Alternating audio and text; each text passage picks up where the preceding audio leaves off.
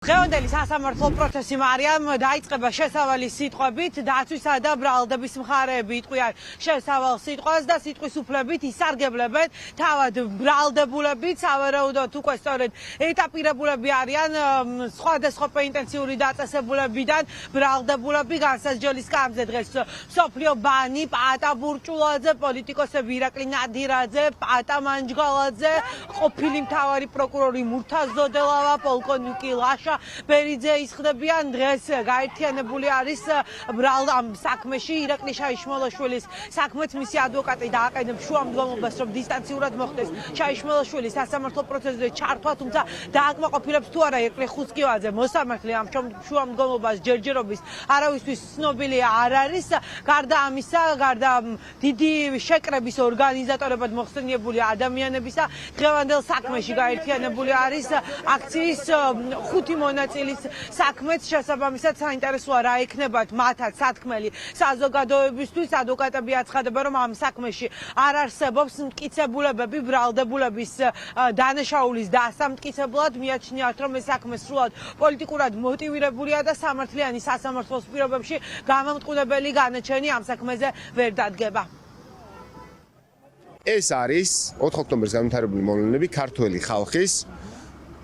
სულისკვეთების გამოხატულება თავისუფლების მოედანზე, ორბელიანის მოედანზე, რუსთაველის გამზირზე. ქართველი ხალხი არის აღშფოთებული იმ რეჟიმით, რაც საქართველოში დამყარებულია, განსაკუთრებით უკანასკნელი რამდენიმე წლის მანძილზე და ამ ენერგიამ ამოფეთქა 4 ოქტომბერს. ეს იყო თავიდან ბოლომდე პოლიტიკური აქტი. ამავდროულად რაც შეეხება პაატა მანჯგალაძეს, მის ქმედებაში იმ დანაშაულის ნიშნებიც კი არ არის, სულ რო ბრალდების ვერსიას ფაქტების ქრონოლოგიასთან და შეფასებასთან დაკავშირებით ვიზიარებდეთ, პაატა მანჯგალაძესთან დაკავშირებით არავითარი დანაშაულის ნიშანი არ იკვეთება, ის რომ პაატა ბურჭულაძის მხრიდან ის იქნა დასახელებული რაღაც კომისიის თუ კომიტეტის თუ რაღაცის წევრად, ეს არ შეიძლება აფუძნებდეს რაიმე დანაშაულს. თუ სასამართლო გაითვალისწინებს კონკრეტულად ლაშა ბერიძის ქმედებას, რომ მას არ მოუწოდებია აქციის მონაწილეებისათვის, რომ მაგალითად შესულიყვნენ პრეზიდენტის ადმინისტრაციის სასახლეში და ხელში ჩაეგდოთ გასაღები და ასე შემდეგ. ლაშა ბერიძეს არ მოუწოდებია აქციის მონაწილეებისათვის, რომ წინააღმდეგობა გაეწია პოლიციისთვის, ასევე გაეკეთებინათ ბარიკადები, ცეცხლი წაეკიდებინათ სხვადასხვა ნივთებისთვის და ეს მოწოდებები ლაშა ბერიძის მხრიდან არ ყოფილა. მოწოდება მხოლოდ იმისაკენ, რომ შევიკრიბოთ აქციაზე, ეს ბუნებრივი არ წარმოადგენს დანაშაულს. თუ სამართლიანი მოსამართლის შემთხვევაში უნდა დადგეს გამომართლებელი განაჩენი. იქნება შესავალი სიტყვები ორივე მხარის, რას ველი ამ საქმიდან არაფერს იმ განსხვავებულს, რასაც სხვა საქმეებიდან არ ველით და სხვა საქმეებში არ ვხედავთ. მე დიდად სიმართლე გითხრათ, ეხა სამართლებრივი შეფასებების და ამ შემდეგ ამისი იმედი და ამისი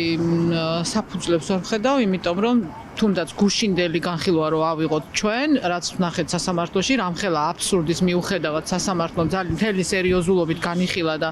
ჩანიშნა არსებითი განხილვა იმ საქმისა, რაც ჩვენ გუში ვნახეთ მურთაზთან მიმართებაში, ეხლა დღევანდელი პროცესიდან არც მომავალში არაფერს სასიკეთოს და საიმედოს არ ველი.